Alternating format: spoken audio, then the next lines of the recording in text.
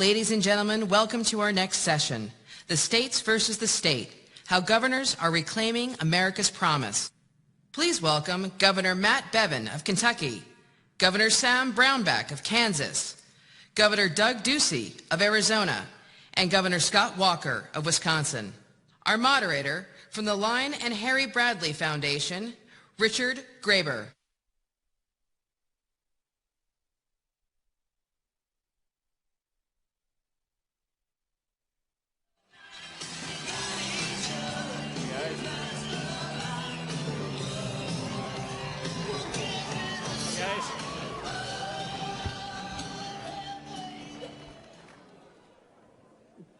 Good morning, everyone. My name is Rick Graber. I'm president of the Bradley Foundation. It is great to be here. Our topic today is federalism. And certainly over our lifetimes, we've witnessed a frightening and really disturbing expansion of federal government, far beyond what our founders ever anticipated, and they truly did work hard to work against and to prevent. And that expansion of federal government has only gotten worse over the last 8 years under President Obama. Today we have the great privilege to welcome 4 outstanding governors to discuss these very significant issues of federal growth and regulatory overreach. And they really do bring a great first-hand perspective on why states can and should be the laboratories of change within our governmental system in the United States. Just a couple of words on each of our governors. Starting to my far right, Governor Ducey is the 23rd governor of Arizona.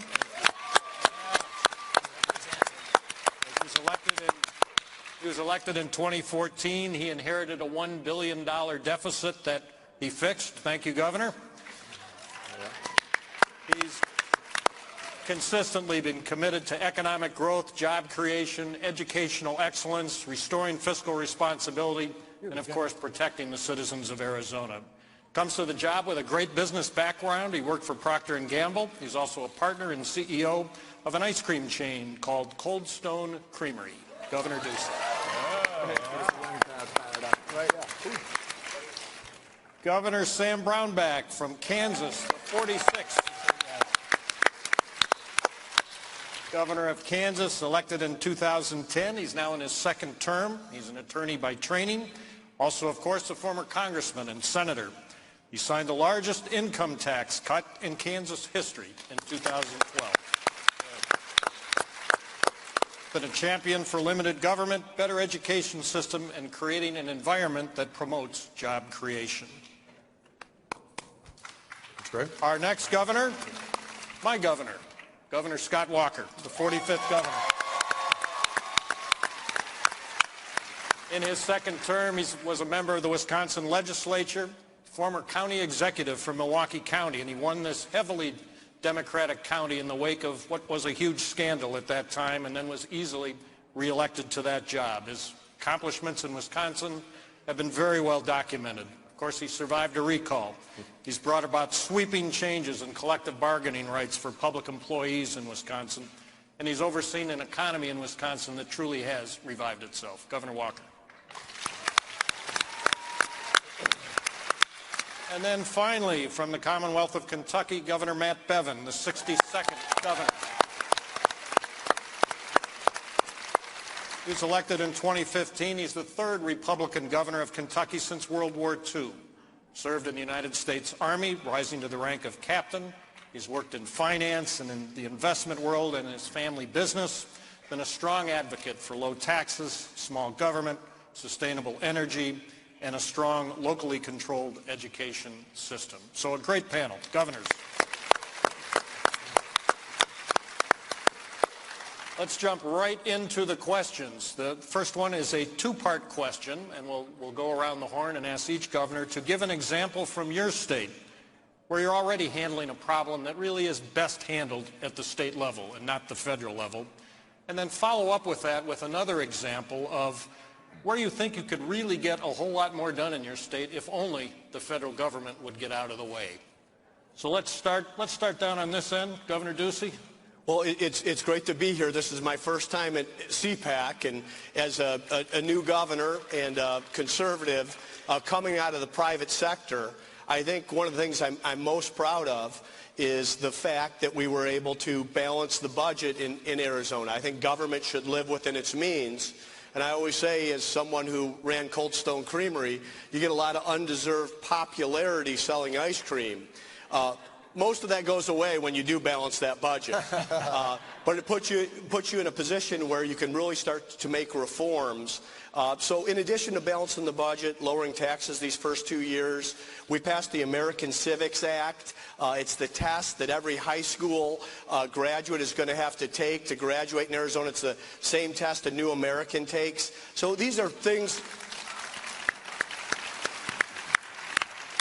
These are things we've been able to get done at the state level that I think has been good, common sense leadership. When I look at this new administration, I look at, the education category, the healthcare sector, and then, of course, social services. I mean, to me, we've got thousands of Arizonans that are out of work, and we've got thousands of job openings, yet we've got the federal government giving people a check every 2 weeks. We'd like to take these people and give them the job opportunity, the opportunity to build a fulfilling career. I think if we aren't in a position to ask Mother May I to Health and Human Services or welfare, we can really make the difference at the state level. And that's something I'm looking forward to advocating as a governor this week at the National Governors Association. Great. Governor Brownback. Yes, and thank you guys, and I'm delighted to be here at CPAC. I've been here multiple times. Fabulous organization, keep it up, and I want to ask you, you've got to match the energy of the left with the energy from the right, guys. We've got to have good energy moving forward. We've got to be passionate about what we stand for. We've got to push, and push aggressively. There's a lot of motivation out there, and you've got to match that side to side. One of the things I think that we can do, and there are a number of things that we can do, I think, better than the federal government, but one that we've done in particular, we've got the numbers for, is welfare reform. Did a very simple thing, said, look, if you are able-bodied without dependents, you have to either apply for work or take job training to be able to get the payment from the government. And what happened, this is amazing what happened, we tracked everybody. Afterwards, we said, okay, what happened? We had a decline in the welfare rolls, but people's income tripled doing that. They went up 120% on average, and we tripled the number of people getting out of poverty, which should be our measure in welfare, is not how many people you have on it, but how many people you get out of poverty. And this is a key thing that we need to do.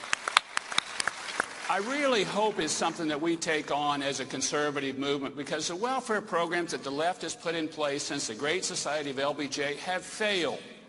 Put trillions of dollars in it and put a number of people in a very difficult, if not a situation where they're just held down. And they need to be liberated and have the dignity that comes with having their own job and work and moving forward. We've proven that. We've shown that. We need to expand that and be given more opportunities from the federal government for us to be able to innovate at the state levels.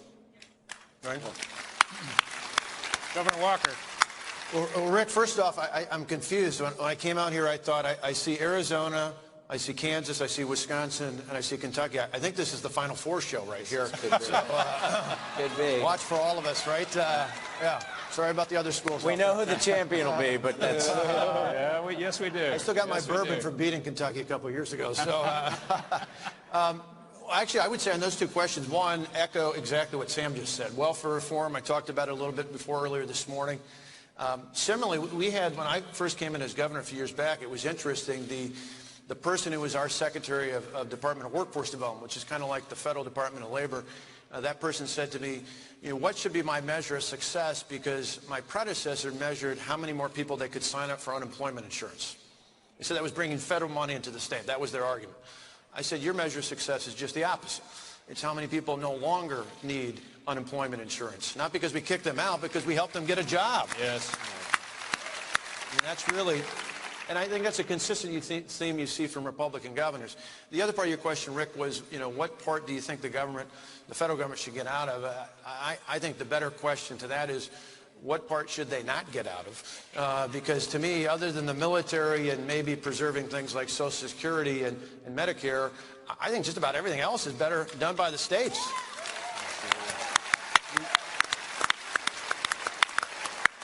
I just reached into my pocket and I never say the F word, the word you said, federalism. I'll say make an exception. I don't say that. I say because most Americans actually think that that means more federal government. What I tell people is take $1 out of your pocket, out of your wallet or your purse, and ask yourself, where would you rather send this dollar? Would you rather send it to Washington, where you get pennies on the dollar back, or would you rather keep it in your school back home? Would you rather send it to Washington, where you get pennies on the dollar back, or would you rather keep it back in your local community and in your state where you can fix your roads and your bridges? Would you rather send it to Washington, where you get pennies on the dollar back and very little performance? Or would you rather keep it back in your communities where you can take care of the needy the way you see fit in your state and not have the federal government dictate it? I hope with this new president and Congress, we can actually have more of that go back, as our founders intended, to the states. I'll tell you, in Kentucky, when I was elected in 2015, we had a Democrat-controlled House, the last one in the South. So it makes it difficult when you come in. They had had control uninterrupted since 1920. They had had the majority for 96 straight years, and it was expected that that would continue. We're a state heavily registered in the Democrat side of the aisle. All that to say, what the powerful thing about a governor is, not only as it relates to what we can do individually as states, but also in pushing back against this overreach by the federal government, is be sounding boards for good discipline, good ideas, common sense, foundational principles, the constitutional principles this nation was built on. And so we worked on things that we could get done from a bipartisan standpoint in the first place. But then I said, you know what, I don't want to have 44 out of 100 people, which is what we had when I was elected. So I spent a year also working to try to do something about that. With the energy of a lot of people like those in this room, we did do something about that. And now we have a supermajority, 64 out of 100 seats 1 year later. And in that first week of this new majority in the House, in 5 days, we passed right-to-work legislation. We repealed the prevailing wage. We passed paycheck protection. We abolished the most corrupt and crony board in the state. We passed a pension transparency bill. We put a 20-week ban on abortion, and we passed an ultrasound bill in 5 days. 5 days. 5 days. Which goes to show the power. Leadership goes a long way, and these gentlemen I take a lot of cues from. They're all guys who have a lot more experience at this than me. I'd never been elected to anything in my life prior to being the governor. Frankly, it's everything you imagine it to be in terms of the bureaucracy. But there is the ability for us to influence things in a positive way. What would I hope the government would do less of? I'm encouraged by the people that are being appointed in this new administration at the cabinet level. I'm very, very encouraged. Because frankly, I wear this lapel pin. It's a pair of scissors cutting red tape. We need to cut red tape in America. And the wonderful thing about it, doesn't matter if you're a liberal or a conservative, it doesn't matter if you're a Democrat or a Republican or somewhere in between, nobody likes red tape. They may disagree on the red tape, but I also, while he was digging in his pocket for money, I reached in my pocket. Don't you think other governors would look good with a cut the red tape button? Don't you think? Here you go. Here's one for you. One for you. I encourage any and all people to steal this idea, including the federal government. We've pledged to cutting 30% of all of the red tape in Kentucky in the next 3 years. We have 130,000 rules. Pretty confident we could govern everybody with 90-some thousand.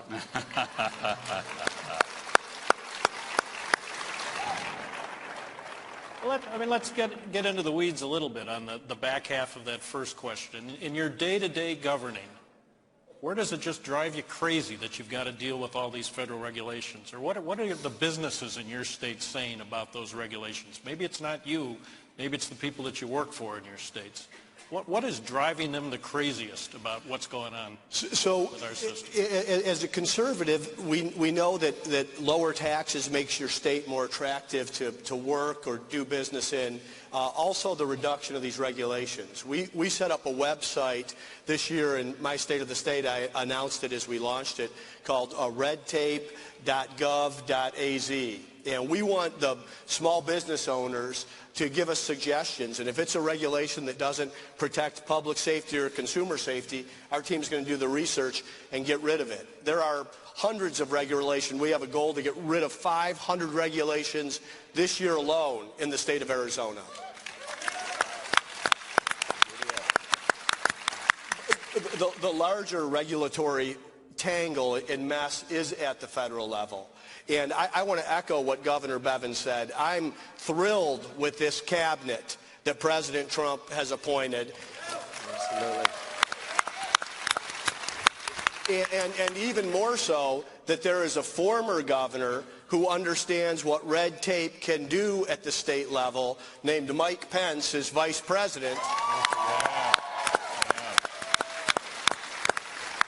And if we can get a joint cooperative effort and states compete and governors compete and the world of ice cream, people vote with their dollars. In the game of states, people vote with their feet. Yes. And the better we can make our states, I think if you see the lower taxes, lighter regulation states versus the 9 highest tax states, you see people moving from one zip code to another state. 70% of the adults in the state of Arizona came from somewhere else. So I like to say people either live in Arizona or are planning on moving to Arizona. And that's the type of tax and regulatory environment that we want to have. Great. You know, I think on a daily basis, if you're asking the biggest piece, it's Obamacare. It's recent. It's been put in place. It's driven up insurance prices. It's driven people out of the insurance marketplace and into Medicaid. I think that's the one that really needs to be taken down. It needs to be addressed in a politically sound fashion, but that's the one near term. The other one, I want to back up on an earlier question. You said, what can we do better than what's handled at the federal level? I think we can deal with hot-button issues better at the local level, and I'll tell you one right here. Roe versus Wade needs to be repealed, and that issue driven to the state level. Let it be handled by the states. That's what will happen when Roe is repealed. When it's repealed, the issue goes to the states, and then the states decide this is a difficult social issue. I'm pro-life. But this would be much better handled at a state-by-state basis, than people can look and adjust the policies as they see fit there. That would be much better handled at a state level.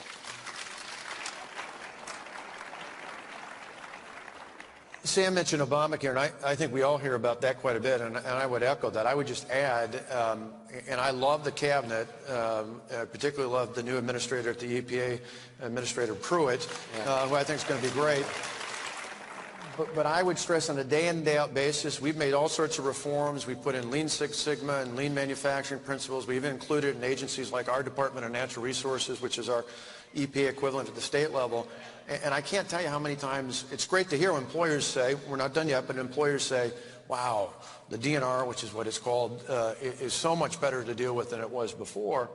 But, and there's almost always a but the EPA is still messing things up. And so I love the cabinet and I love the new administrator. My hope would be with this president, with this Congress, that they go further than just putting good people in, because what we've seen in our states is until you make transformational changes in those agencies, and you can have good people at the top, but the bureaucracy is still there, my hope would be that this Congress would not only help and work with the president and administration to reorganize, and in some cases not just reorganize existing structures, but send more of it back to the states. The EPA, in my opinion, states could do that better. Let states handle that. There's 50 of us that have that. Let us do the ones that decide those decisions, not the federal government. I agree completely with those things that were said, and it's interesting when you think about what is the one area where we have felt the most encroachment. It's hard to think of a single one. I think even of just the lawsuits, I've been governor for a year, the lawsuits that I've had to engage in on behalf of the Commonwealth of Kentucky against the federal government, pushing back against the federal government dictating who goes into our locker rooms and bathrooms in the public schools is number one. Number two, pushing back in a lawsuit against the federal government dictating which doctors would or would not, in fact, in their instance, all would be required to perform sex change operations under fear of losing their license, pushing back on that. Pushing back on the overtime rule that came out of the Department of Labor that was trying to be jammed down the throat of small business. You mentioned the EPA, the streams rules, the methane rule. All these are just a handful of the suits that we've been involved in the last year. The Environmental Protection Agency truly has become a regulatory Frankenstein. It began arguably with good intent. You go back and you read Shelley's book about Frankenstein. It too was created with good intention, and it turned on its creator.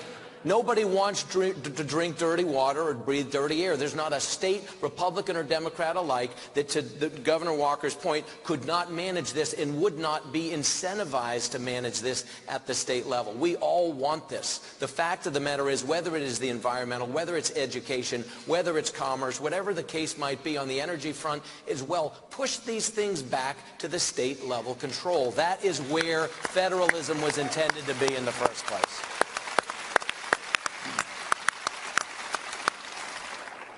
Let's follow that line of thought. How do we make that happen? How do we, in effect, turn back the clock and return the power to the states? How can our federal representatives help us do that? Let me say something on that real quick. You're how we make it happen. Literally. This is what a government of and by and for the people does. If we abdicate our responsibility, and this is where I'm begging those of you that are watching, but those of you, the thousands of you that are assembled here for this CPAC conference, the reality is of and by and for the people only works if the people get engaged. It only works if you truly knock doors, make phone calls, get engaged, talk to people, create dialogue like you've never done it before. Otherwise, it doesn't work. And the greatest demise of any culture, any civilization, or any form of government worth having, including the noble experiment that we've been blessed with by people who had brilliant minds 240 years ago, the only way this is preserved is if the people stay engaged, because the greatest demise always comes from apathy. Cultures and civilizations crumble from within. It is the apathy of the populace that destroys great civilizations. Don't let it happen on your watch.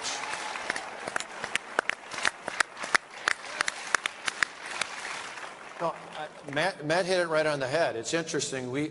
Just a couple weeks ago, we put out our state budget, and the immediate response from the media was, what are you doing to lobby the legislature to pass it? And I said, I'm not. I'm going out to the people. And so I spent the very next day and the day after traveling my state, making the case as to why the budget had merit in it, and asked them to call their representatives. Even though we have Republican majorities, as I mentioned before, that we've added to, it's still important for people, no matter what party they are, to hear from people who care about these issues. Because certainly, as we've seen in the last month or so, they're going to hear from the left. They need to hear just as much from you and from others like you across this country about what are priorities. And to this specific issue, again, I don't think we can stress it enough. It is important, I think as governors, we've shown it in our respective states already, certainly Republican governors have, that it's not enough just to change the map from blue to red. It's not enough. And you've got to have transformation. This is an opportunity, a unique opportunity in time to have transformational change just up the way in our nation's capital. And that means you're going to have to push for it, because you can see the challenges they're having right now just dealing with the repeal and replace of Obamacare, with the challenges they're having just dealing with comprehensive tax reform. In that city, under the circumstances and the environment that they live in, it is difficult to do those things. We can't be just satisfied with saying we've got a Republican in the White House and Republican majorities in the states. We've got to demand more, not just for ourselves, but really, as I asked for the hands of the college students who are here before, I think of my sons Matt and Alex. For them, I don't want them to inherit the mess, even a mess that's controlled by Republicans in Washington. I want to inherit a country that our founders intended, which is one where powers were precisely spelled out for the federal government, and those that weren't concretely in the Constitution were inherently the rights of the states, and more importantly, the people. We need to demand that once and for all.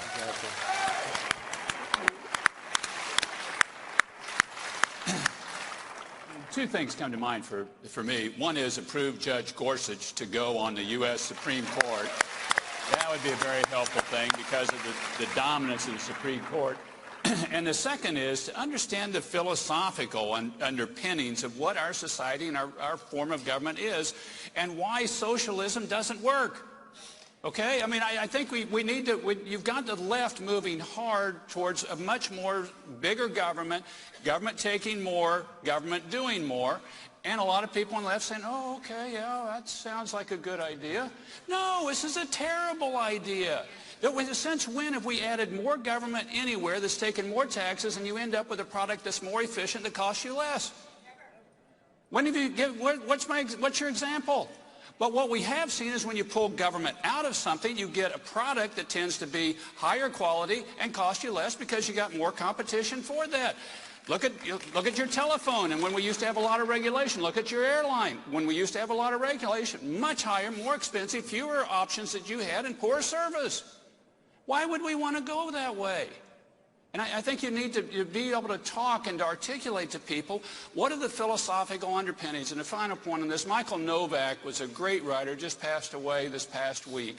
And I just got his book that I'm carrying with me to read, On Two Wings, where he talked about the forming of the foundation of this country on the two wings. And it was one based on the faith and the other based on the reason and the common sense of what this could produce and the fruit that comes out of this, the fruit of America. That is great. We need to understand that philosophical underpinnings and carry that on forward so we know what we would believe and we can express it.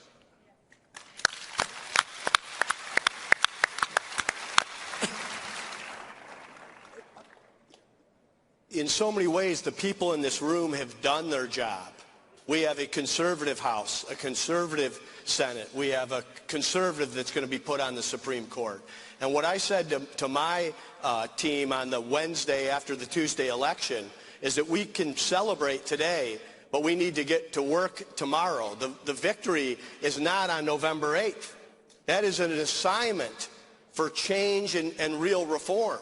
So we need to see repeal and replacement of Obamacare. We need to see real tax reform. We need to see a federal government that gets its spending under control. So I think that as governors, as activists, as engaged citizens, we need to hold all elected leaders accountable for results in this cycle. Right now, we may not get the same opportunity again. We can't squander it. Exactly.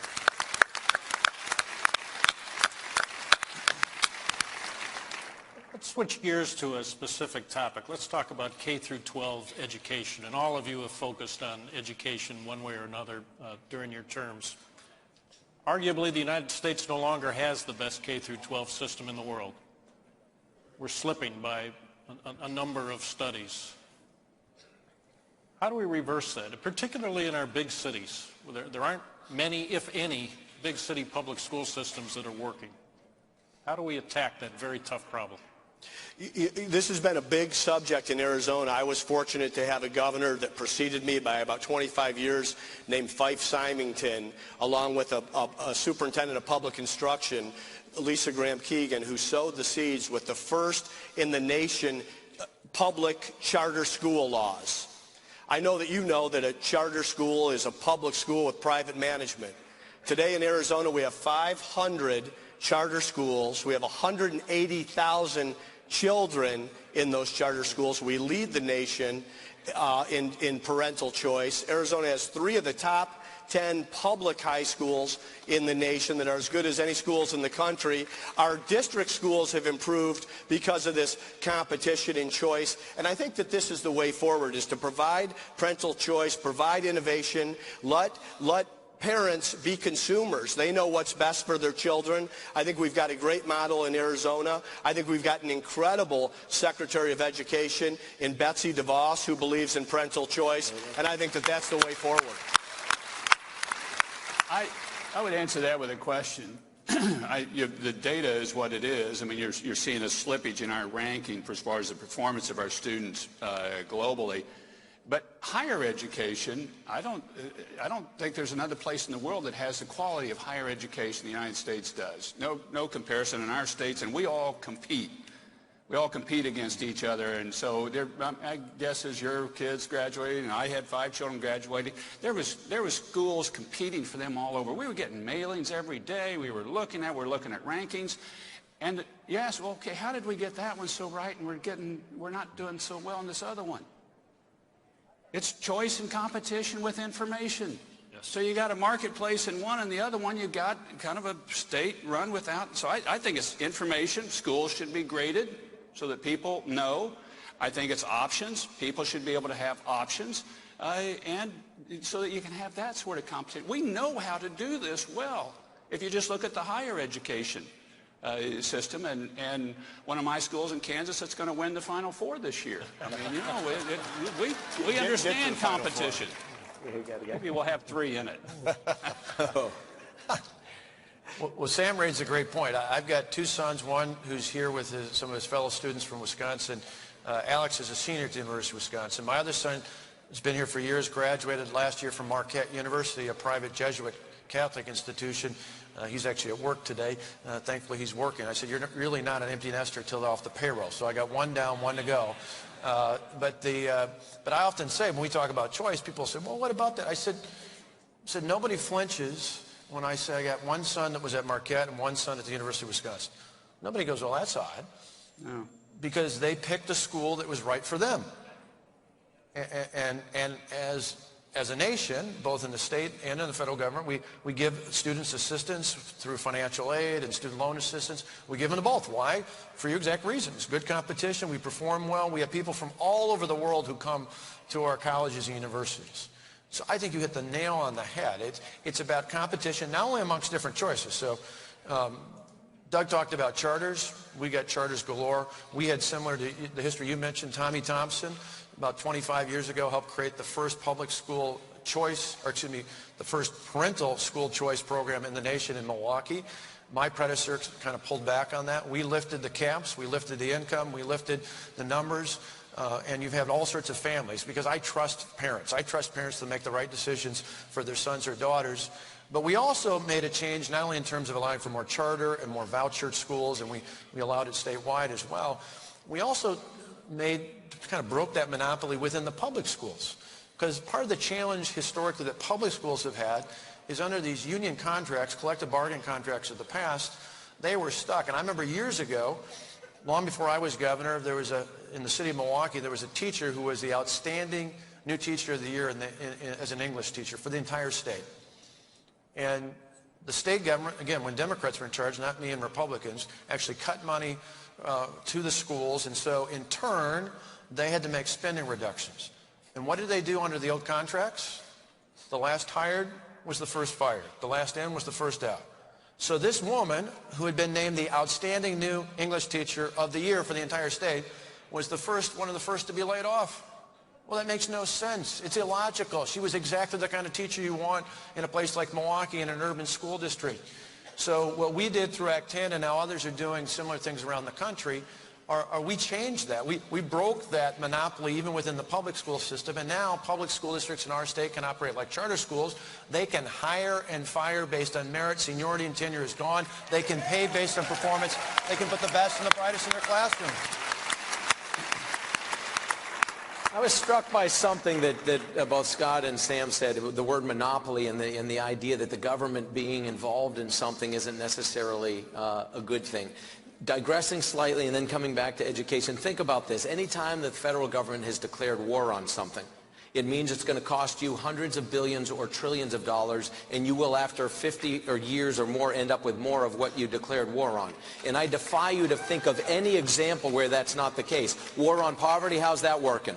War on drugs, how's that working? War on terror, how's that working? I mean, the bottom line is, it is a code phrase for taking your money. And the same thing has been done in education for a long time. It isn't to say that we don't need good public education. Thomas Jefferson said we need to use taxpayer dollars to educate young people, because why? We want to produce virtuous citizens. What is a virtuous citizen? It's somebody who's engaged, who is a fabric of their community, who's part of the integral part of society because they are working, and work is a virtue. There is a reason for this. Kentucky is one of 7 states where there is zero competition for public education dollars. That's about to change. We're going to bring charter schools to Kentucky. That will happen this year.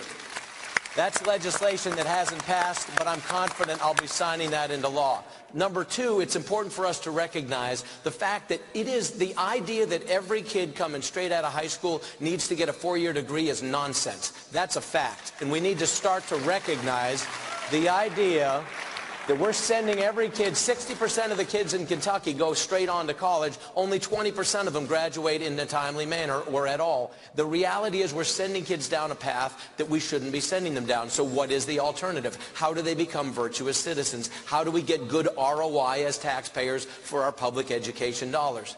The way you do it is you rethink K through 12. Maybe you start thinking about K through 14. In the 21st century, everybody's going to have some kind of post-secondary training, certification, whatever the case might be.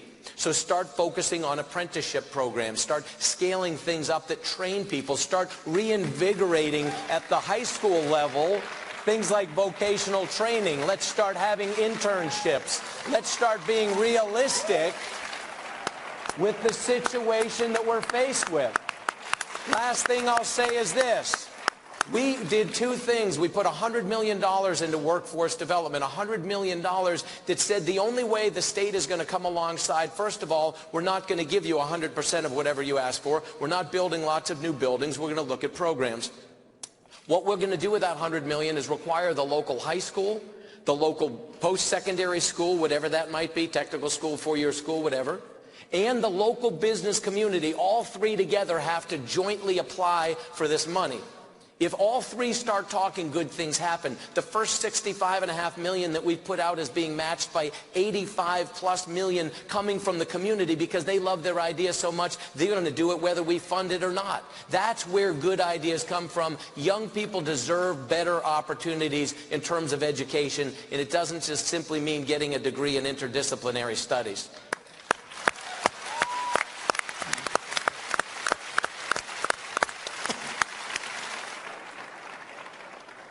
Unfortunately, we're out of time. We could have this conversation for a couple more hours, I know. Boy, isn't it invigorating and exciting to hear what's going on in the States?